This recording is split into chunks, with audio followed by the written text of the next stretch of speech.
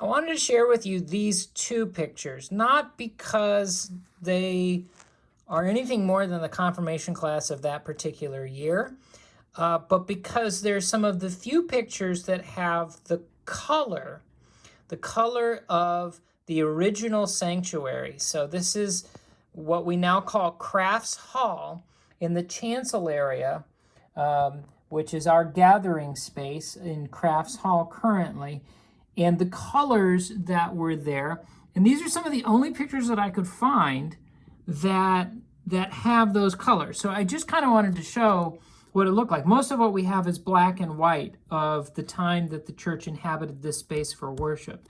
So seeing it in color gives a different perspective on the way that it looks. And I believe this cross, I have to double check on this, is the cross that hangs in the chancel area currently. So the cross that hung in the sanctuary at that time is what is hanging in our chancel area with a table beneath it.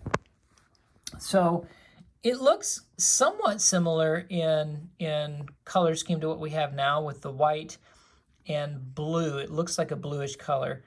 It's interesting to me, it appears to be carpet, at least within the chancel area. We don't have a far enough perspective back to be able to see if the entire area was carpeted. It seems unlikely, but maybe.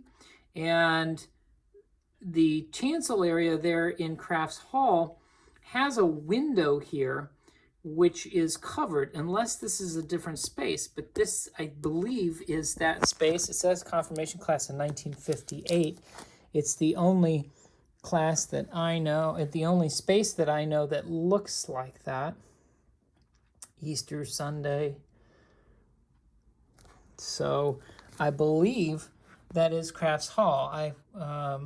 Why they covered the window, I'm not sure. It's not covered in all of the pictures that we have of that space, but it's covered in this one.